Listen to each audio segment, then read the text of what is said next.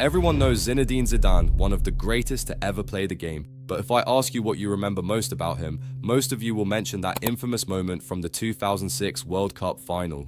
Yeah, Zidane's headbutt. But before you rush to judge, let me tell you why Zidane did it. First off, Zidane wasn't just playing any game. This was his last professional match before retiring. The guy was already a living legend at 34, and even though some said he was past his prime, Zidane wasn't having any of it. He destroyed teams during that tournament in Germany, dragging France all the way to the final. His performances were insane, and we all remember how he casually chipped in a Panenka penalty against Buffon to give France the lead. But here's where things started to go wrong. Italy equalized 12 minutes later through Marco Materazzi, a guy who was pretty much there to do one thing: shut Zidane down. And yeah, he scores a header. At the time, Zidane's mother was in the hospital, and his sister Lila was by her side, taking care of her. Zidane's head was already in a tough place. Materazzi starts marking Zidane, and as they're going back and forth, Materazzi starts pulling Zidane's shirt. Zidane sarcastically says, "If you want my shirt, I can give it to you after the game." Materazzi responds with, "I'd prefer your sister." Zidane was already dealing with his mother's illness, and to hear this about his sister, "I don't care who you are, you don't insult someone's family, especially Zidane's." Zidane snapped. In the 110th minute, he turned around and delivered that infamous headbutt right to Materazzi's chest. Zidane gets a red card, his final match, the last game of his legendary career, and he's sent off with a red. He walks off the field in disgrace, leaving his teammates to fight without him in the most important match of their lives. France ends up losing to Italy on penalties, and that's how Zidane's career ended. Not with a trophy, not with glory, but with a headbutt, a red card, and a heartbreaking defeat. But this wasn't the first time Zidane had hit a player for insulting his family. It all started back when he was in the academy. This is the story of Zinedine Zidane, the curse of the gifted player.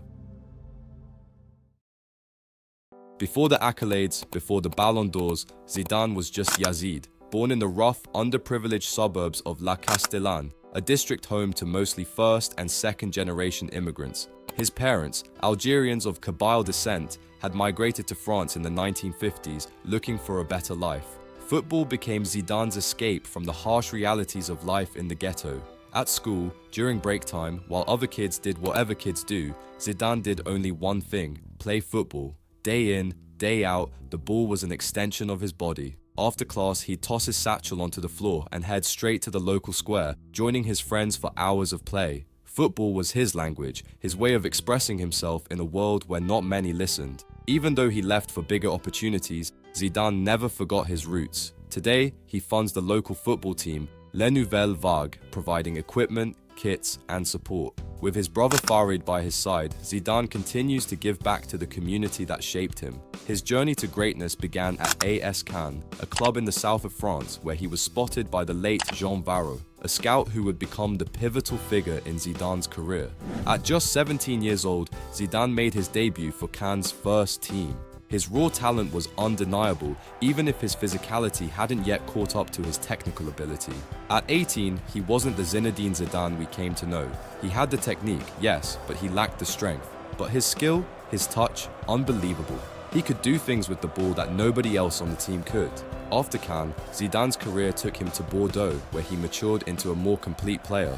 The fans loved him, but silverware eluded him there. At this point, everything seemed to be aligning for Zidane, but the road to greatness was far from smooth. Despite his rise at Bordeaux, his performances fluctuated. He wasn't yet the player that would go on to be adored by fans worldwide. Critics said he was inconsistent, brilliant one game and invisible the next. Yet, even though the criticism, those who knew football knew Zidane was special. It was in the 1995-96 season that he began to prove them right, as Bordeaux went on a magical run in the UEFA Cup. Zidane's performances during that campaign were breathtaking. Bordeaux knocked out Milan and Real Betis before reaching the final. Although they lost to Bayern Munich, Zidane's performances had finally caught the eye of Europe's elite clubs. And that's when Juventus came knocking. In the summer of 1996, Zidane moved to Turin, joining a Juventus team fresh off winning the Champions League. In Italy, under the legendary coach Marcello Lippi, Zidane would evolve from a promising talent into a global superstar. Turin was tough. The Serie A at the time was the most tactically challenging league in the world, and Zidane struggled in his first season. The pace was slower, the defense was tighter, and he was often man-marked out of games. He once described his time in Italy as a war every week. Yet Zidane, true to form, never complained. Instead, he adapted.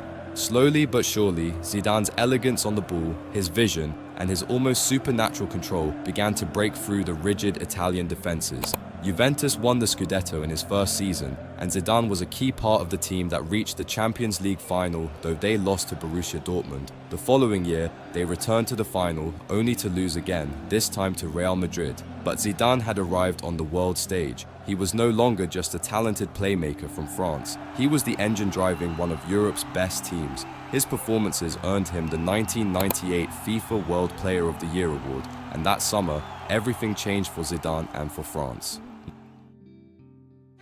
1998 was the year of the World Cup, and it was being held on home soil in France. Expectations were high, but no one could predict what was to come. Zidane didn't start the tournament in the best fashion. He was red-carded in the group stage and suspended for 2 matches. Many thought this was it.